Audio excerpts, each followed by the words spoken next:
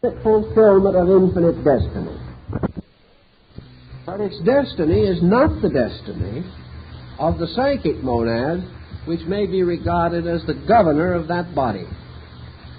Consequently, the body is composed always of self-sufficient units that are not truly dependent upon each other, but which are held in a relationship by a superior psychic monad, which we call the soul.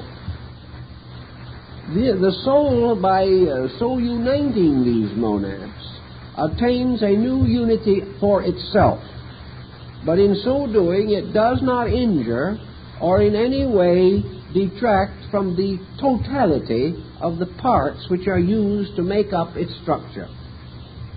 If, therefore, this structure should cease or die, then these various monadal lives or atomic lives are simply released again into their own natural existence. Now comes a good question. Supposing a monad or atom is incorporated into the big toe of some human being. That human being dies. The disintegration that follows means the liberation of this atom or monad, which then returns to another state and awaits reincorporation into some other structure. Does the atom know that it has ever been in anybody's toe? This is a very vital question. If you're an atom, this suddenly takes on grave importance. It might be the same way as asking, assume that man is an atom or a compound monad, and that man himself is in some way involved in the structure of a being so immense that man cannot comprehend the nature of that being. That perhaps man is also an atom in the toe of some infinite cosmic form. Man, because no being is capable of comprehending that which is essentially its superior. Man, therefore, has no way of knowing the nature of that which is superior to himself. He only has a way of knowing his own kind and that which is inferior to himself and over which he has gained the victory of comprehension. Therefore, man can know other men. He can also gradually master the mysteries of lower forms of life around him. But he is not able to ascend to a quality state superior to himself. Therefore, he can explore the universe only on a level or on a plane. He can go as far as matter will take him. But if he loses contact with the kind of matter with which he is familiar, he loses orientation and consciousness. So the great doubt remains as to where man fits into this vast monadal structure. But for practical purposes, it is next assumed, perhaps borrowing a little from the Muslim again, that these various atoms or monads, by laws innate within themselves, are drawn together to form various arrangements and designs, and that in this process they become ensouled by superior monadic principles, and that in this sense also we see how a certain number of atoms uniting together to form molecules thereby come under the psychic unity of a molecule. This psychic unity exists only so long as the atoms remain in this relationship, and with their separation, the molecule itself ceases. This brought not only Leibniz, but also the great French philosopher René Descartes and the Baconian theory into a new focus, because something has gradually been added to the picture. And the next problem that confronted these intellectuals was to solve certain inevitable doubts that all of this thinking generated. One of these doubts lay in a certain phenomena which was observed, and that was a phenomena which we may call contraction and expansion. Or we may also perhaps refer to it in another way, as evaporation or condensation. In other words, in the actual experimenting in the laboratory and in the compounding of chemical substances, it had been observed that certain changes take place, and the methods by which these changes can be estimated were not adequate. So there's something had to be done about it. This type of situation then caused a well-known simile which has extended down through the centuries, namely that your atoms can be likened to a group of persons. In other words, you have 100 atoms gathering in the public park for a picnic. These atoms have now gathered around the luncheon table, and we might say are in a state of congestion. Later perhaps indigestion, but now only congestion.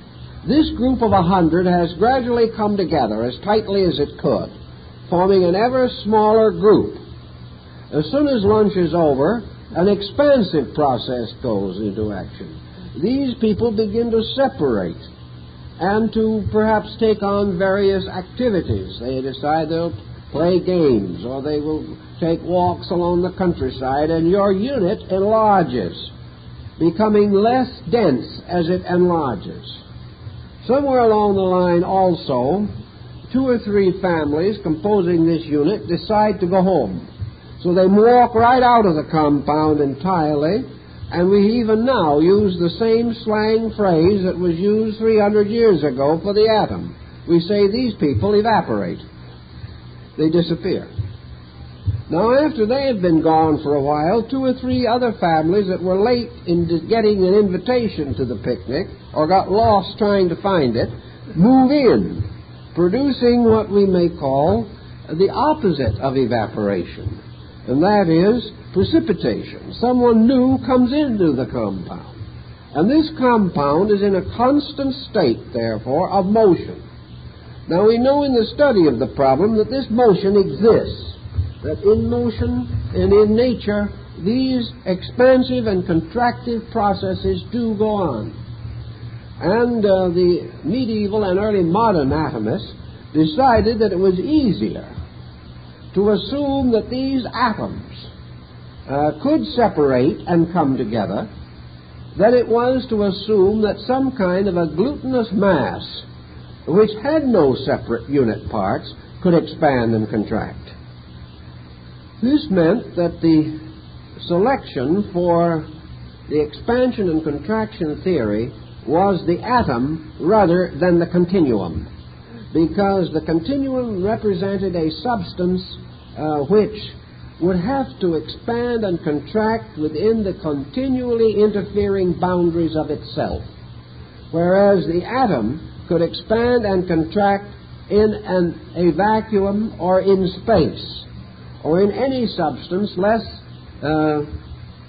gross or less precipitated than itself.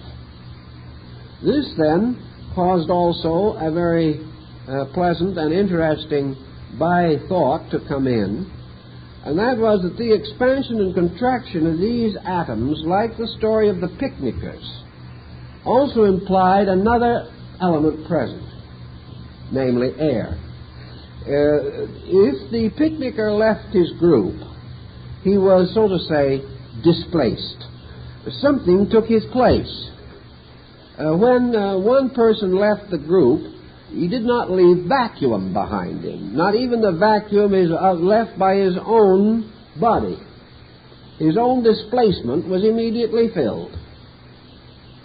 The next thing that was regarded as interesting and vital was that there was no proof that although these atoms got nearer and nearer together, or became more and more separated, there was no actual factual proof that they ever actually touched.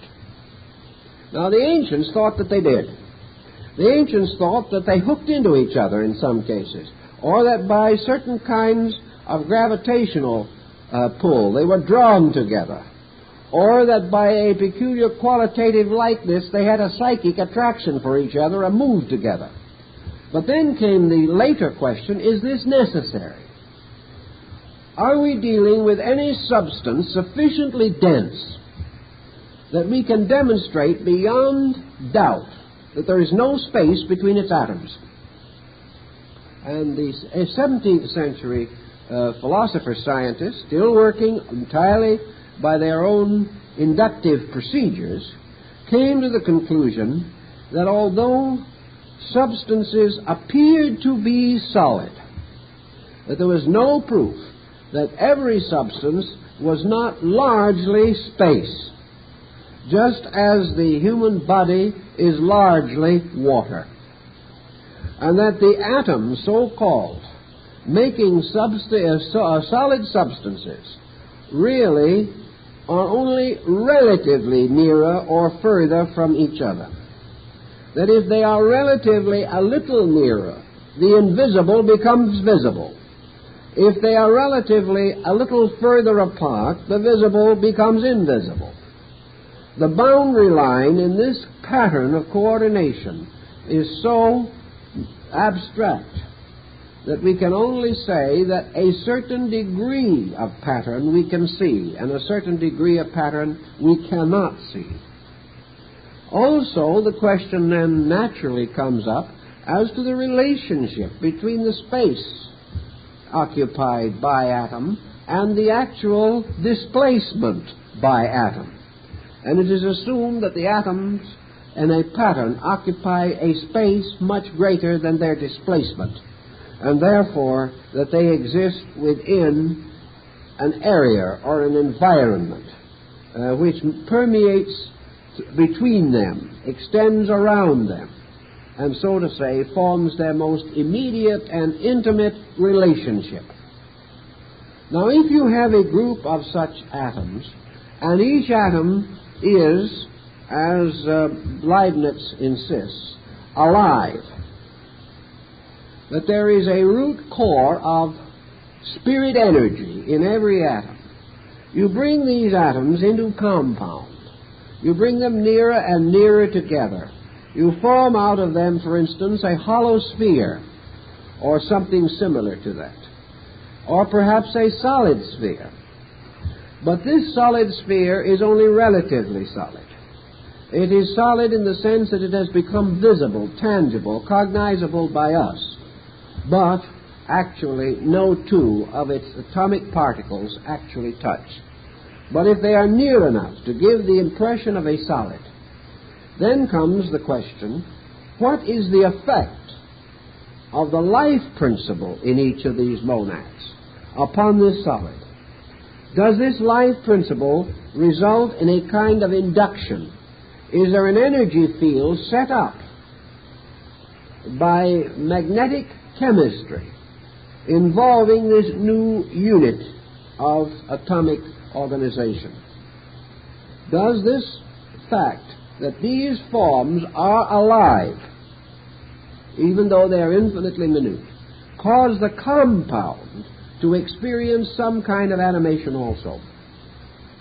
Is it possible that as the physical elements reach a certain design, that the core energies of these elements are then also brought into a relationship, and that by this relationship certain psychic factors or psychic energies can also be released into manifestation?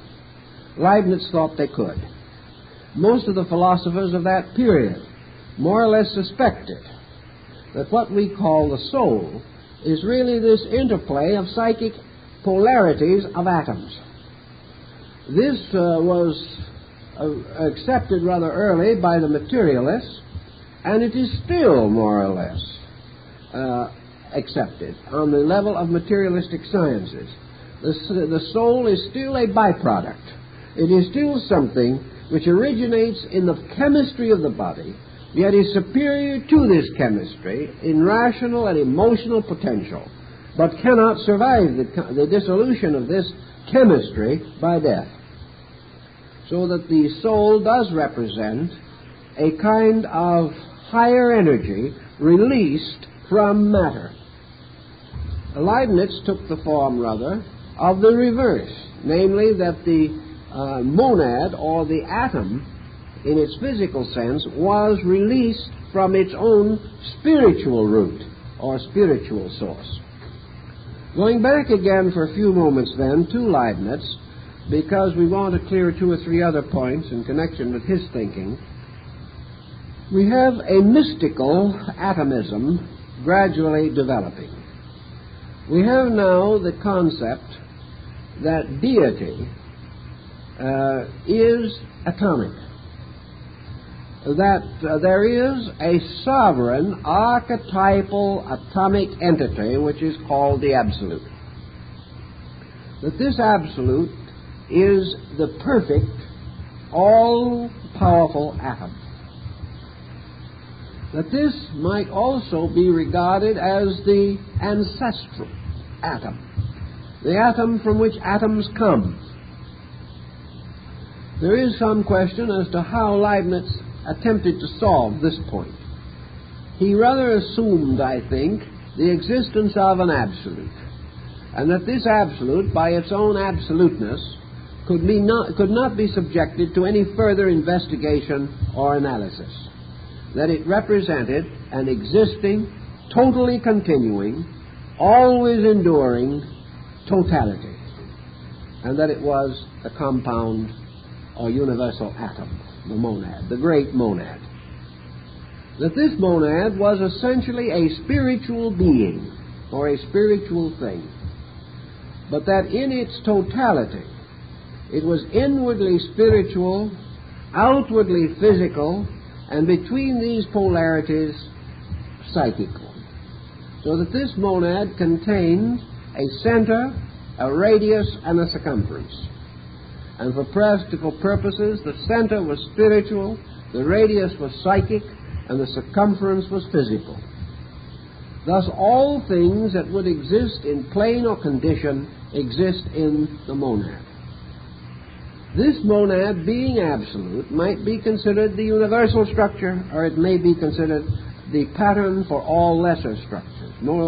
Leibniz has this one other borrowing from antiquity, namely, to him, all these monads were microcosms of this greater monad. And all monads, therefore, are microcosmic facsimiles of their superiors, or those larger powers from which they are suspended. In this sense, perhaps the suggestion of Plotinus, the Neoplatonist, who describes the gods as effulgent blossoms from which the worlds are suspended. These effulgent blossoms, like the chakras of India, might be regarded as monadal. They may be regarded as living units of force and existence. Each of these, therefore, having its own psychic life, we come finally to man. Now, man is a creature with an internal nature. This we appreciate. He is also a creature with an external nature, and we are inclined to assume that this external nature is the greater reality of man. We see it, we clothe it, we feed it, therefore it is. Actually, according to Leibniz, this material form is simply the wall of a monad. The body is a kind of wall, dividing the monad from space. And each monad exists as a self in space. Now, this has no bearing upon whether there are 50,000 of these monads assembled at the Colosseum to watch a very strenuous baseball game or something of that kind. This has no bearing upon it. For each being, existence consists of self and space. That's all there really is. The rest of the relationship of existence is an emotionalization of these facts. the individual can create within himself explanations of relationships. But these relationships have no existence except in the explanations that he gives them. Thus a man may say, by way of association, referring to a neighboring monad, "This is my friend." The other monad may agree with him on this particular point and say, "Well, I think that's pretty nice. I'll also be your friend." Now we have two friendly monads. These two friendly monads seemingly have come to some way by which the space interval between them has been reduced. But actually, although it may be reduced, it can never be eliminated. And according to Leibniz, these two monads that have physically shaken hands and are going to be pals from now on actually can never meet. It is utterly impossible. They can have certain physical symptoms or symbolisms of meeting, but they cannot actually meet. For neither of these monads can experience the other in the least degree. Neither of these monads can live the life of the other in the slightest degree. They can never coalesce. They can never become one being. They can never share together the intimate experiences of any form of psychic consciousness. All they can do is try to understand each other from the outside. All they can say is, more or less to themselves, if he is as I am, this is the way he will act. This is the basis of the great disappointment of life, because the other fellow is not ourselves. Therefore, he does not act according to our expectancy. Therefore, we do not like him anymore. But we bestow upon him an explanation of himself, which is nothing but an interpretation of ourselves. We can do nothing with it. He may live in the same house. He may eat at the same table. We may be married to him for 40 years, but the space interval cannot be eliminated because the monad has no windows and no doors. It is a completely psychologically introverted existence. Its so-called extroversion is merely a function of its own imagination. Extroversion has really very little to do with the world on the outside. It has only to do with our reaction to that world. So the monad, never being able to be anything but itself, never being able to escape from itself, can never actually satisfy its own need in any way outside of itself. Now here we get to a philosophy situation that is quite reminiscent of Buddhism. Because in Buddhism, the last words of the teacher before the nirvana were simply these: work out your salvation with diligence. It was an essential principle of Buddhism that no individual could be saved by another. And as far as that goes, no individual could come to any permanent measure of contentment or of good or of security or of insight as the result of the intercession of another being. Later this was modified in Buddhism, but in the primitive form this was essentially the concept.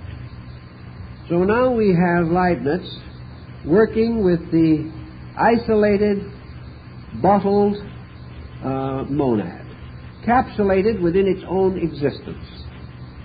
But, says Leibniz, there is nothing necessary to the perfection of this life that is not already within it. Therefore, perfection is a power inevitably resident in the monad itself. There is nothing that the being requires that the monad itself cannot provide. and that the entire situation is therefore one of immediately recognizing the true source of security and moving toward it. The individual, without calling upon the resources of his own intelligence, may ask the advice of others and later regret it.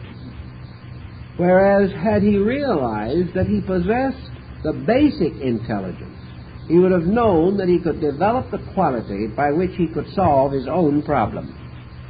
The lonely monad, reaching out to find companionship, finds actually the only possible enduring companionship within its own existence, and that is its association with the divine or absolute monad at the root of itself.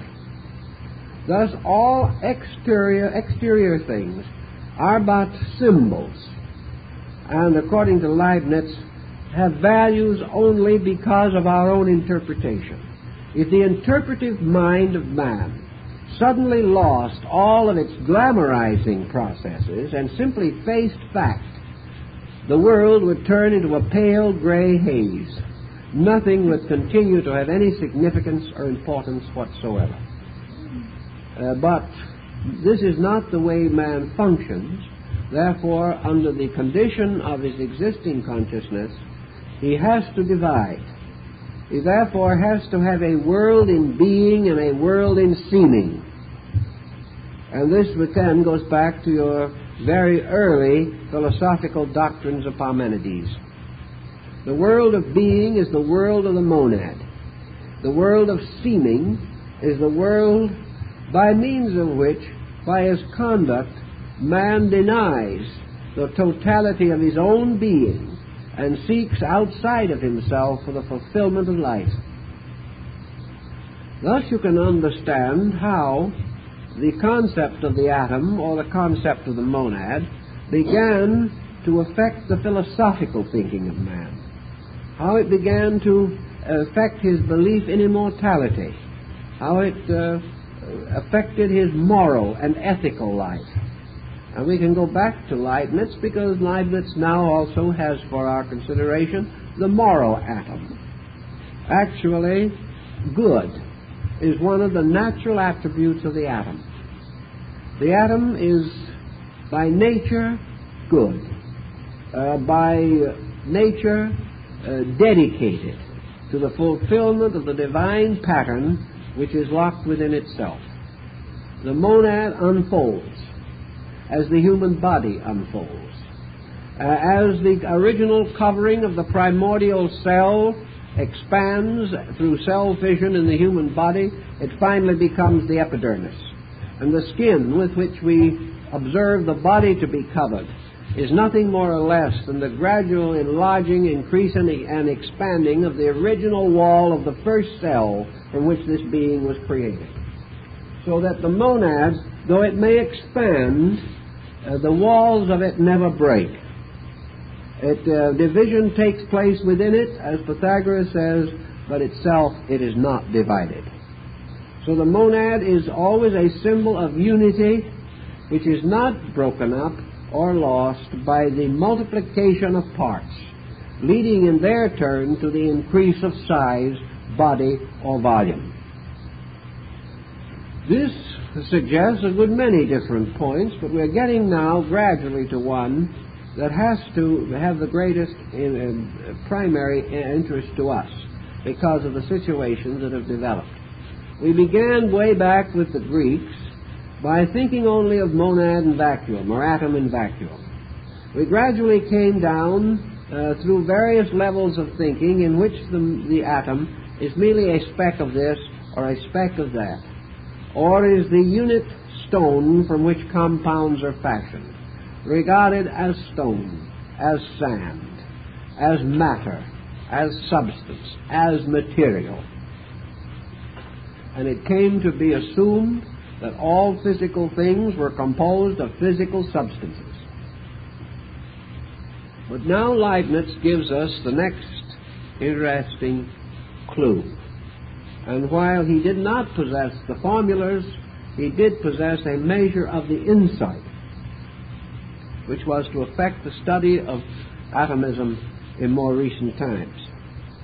He suddenly recognized that the atom was essentially not matter, that the atom was life, that the unit was not a material or a substance, but an energy. Now this was the beginning, really, of something that was to take form later. That actually this monad, to which he referred so frequently, was a spiritual being embodied, even though this being was very tiny and the body was infinitesimal. We can't even see it.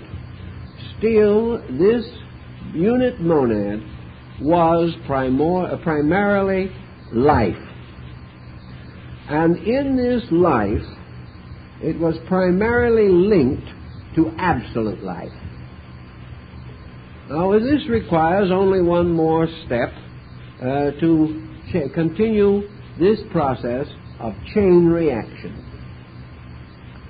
In the Leibniz theory, following in this case certain of the earlier Greeks, each degree or level of monad was suspended from a superior by which it was also ensouled. And the life of a superior flowed into the inferior. But because the life of the superior was X, and the life of the inferior was less than X, the larger or superior monad had to create a number of lesser monads, the total of this lesser group being able to accept and be ensouled by the X. In other words, if the lesser monad was only 1/10 the power of the greater, then it would be necessary to have 10 of these lesser ones to diffuse the power of the greater one through them. But the power so diffused by emanation, and we can go to the Gnostics for this theory, the power so diffused was not lost to the older or higher monad. So this monad simply experienced a division but was not divided, and its energy was diffused through 10 interior divisions of itself. In turn, these 10, each would require a certain number, perhaps another 10, on the next lower level, or the next level of reduction in volume and energy, and so on down. But through all of these different size groups, all these different emanation groups, from the lowest to the highest, went one thread, as is described in the Gita, the single thread binding together all the beads of the rosary. This means that if you touch energy anywhere, you touch at the same time energy everywhere. Because anywhere is merely a hypothetical monadal unit in everywhere. And everywhere is an infinite number of anywheres, each of these separate parts being and vitalized by one common energy. Leibniz, by transforming the atom from a particle of matter to a point of energy in space, prepared the way for the more complicated thinking of modern times. He prepared the way for the concept of chain reaction. He prepared the way for the realization of the universalization of the sick atom, or the universalization of the injury to the atom. He prepared the way for a very elaborate theory and philosophy of the interdependence of life. For he pointed out in this simple manner that anything is a door to everything, and that all this process moves inward, not outward. That therefore, to touch the energy core of any living thing is actually to touch the energy core of the Absolute itself. The Absolute is not one place and the finite in another place. Actually, the finite is merely the extension of the Absolute. And that any point anywhere in space is equally near to the absolute center of energy. Because this energy is no longer in terms of place. It is truly in terms of being. It is azonic. Its center is everywhere. Its circumference is nowhere. If, therefore, we dabble with the atom or the monad, we are therefore dabbling with universal energy, of which the monad is the symbolic unit. Now, I think Leibniz had a point here that was perhaps theologically not acceptable to the people of his time, but which was a clue to his own insight in recognizing the identity of spirit, energy, and activity and force. That these are names for the conditions of one thing. Also, Leibniz postulated the concept that all of these atomic substances are immortal, for the reason that they contain within themselves the potentials of the only immortal thing that exists, and that is the Absolute. Consequently, all atoms can change. All atoms can be reduced or augmented in various ways, but no atom can be actually destroyed.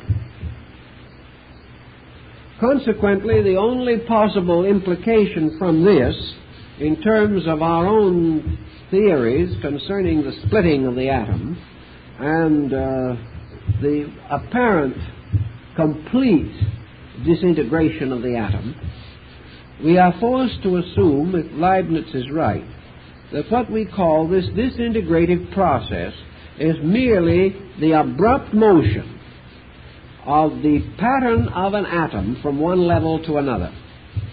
That the atom is not actually destroyed. That the atom is not split, truly.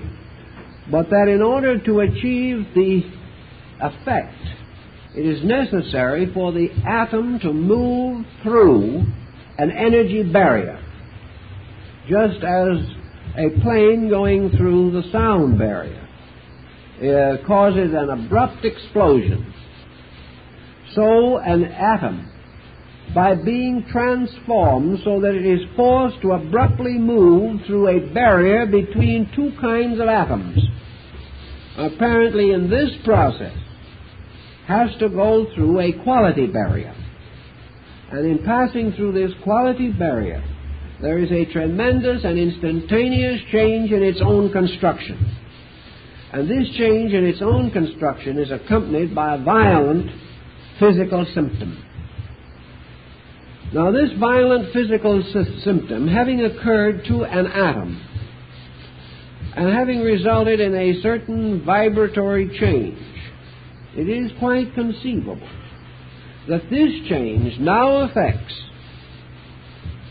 all other atomic substances keyed to the same level of polarity.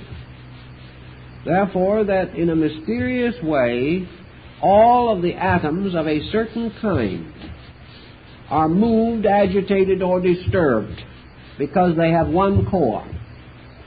And if, for example, you take a reservoir from which a city secures its water, if you infect this reservoir, all of the people become sick. If you disturb the atomic balance or the monadal balance of a certain kind of atom or monad, then this disturbance is carried immediately by chain reaction through a vast area of this particular or peculiar type of monadal structure. Now, there's more than one type of monad. But according to Leibniz, after the effect of the disturbance is exhausted on its own level, the disturbance may continue upon other levels and continue onward until the disturbance is finally absorbed in the absolute monad, because the absolute monad must also possess within itself both calmness and disturbance.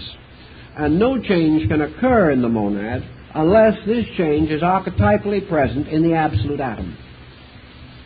But now Leibniz is giving us a concept which could very easily lead into the realization that the atom is the key to infinite energy resource. But that this key is an extremely dangerous one, and a very subtle one, and a difficult one to control and direct. The question as to what actually occurs in the so-called fission of the atom is still not too well understood. A certain process seems to produce this phenomenon, but the entire reason is still obscure and is in a highly hypothetical state, subject to further revision. But the fact does remain that we know that something happens. We know that one of the most terrible combustions that we can conceive of occurs when this atom is bombarded, that it results in a tremendous change in structure. This proves also that every atom has an incredible energy potential. Now, this energy potential locked in the atom, according to Leibniz, is actually, in a sense, the future assurance of this atom. This energy is not supposed to be exploded any more than a great forest of trees is supposed to be burned by vandalism. If these things happen, the results and consequences must be coped with. But the purpose of this enormous energy that is locked within the atom is that this energy shall gradually move into manifestation through the ultimate development of the atomic resource of this atom. If we are, for instance, to assume that every atom is a potential sun, and as Leibniz pointed out, there is no end to the growth of this atomic body or being. The little atoms that we know today, so small that we cannot see them, may unfold into solar systems, may unfold into cosmic chains or galaxies, may finally unfold beyond anything that we can conceive. Why can they do this? And how do they do it? Simply because infinite resource is locked in each one of them. If, therefore, this explosion which we see, and which can certainly mean only a small part of the actual energy of that atom, that this explosion might explode into growth if it was normally handled. Just as this great exploding cloud might for a moment appear to be a great tree, so this tree would represent the explosion of the acorn. The acorn gradually, quietly, and peaceably explodes into a great tree. This tree may in turn explode into a forest of trees. But each of those little acorns contains part of that energy. This energy goes on infinitely and indefinitely because this energy partakes of the unit of the absolute. There is no limit to it. But if it unfolds naturally in the course of 1 billion years, this energy may unfold into a magnificent structure. Or this atom may rest for 1 billion years before it does anything. But it is still potentially capable, under certain conditions and provocations, of beginning this incredible unfoldment in which it bursts forth into a universe. The only reason it can do this is because of the energy in it. Consequently, every atom, being the seed of a universal life process, has almost inexhaustible energy resources. Certainly we have only released a very small fragment of such energy resource.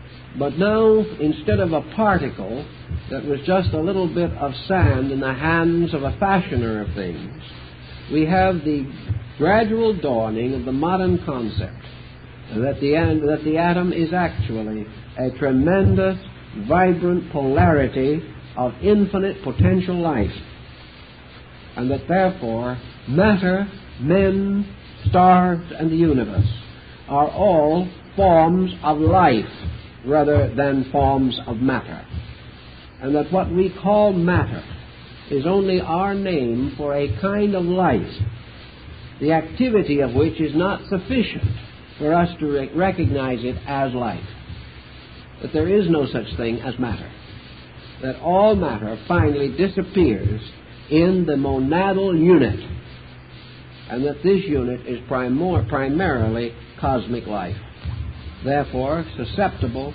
of releasing cosmic life in various ways, constructively or destructively, under the various provocations by which this energy is moved. So we now get down pretty well to the point where we can start to think about a modern philosophy of atomism. And I guess our time is up, so we thank you very much.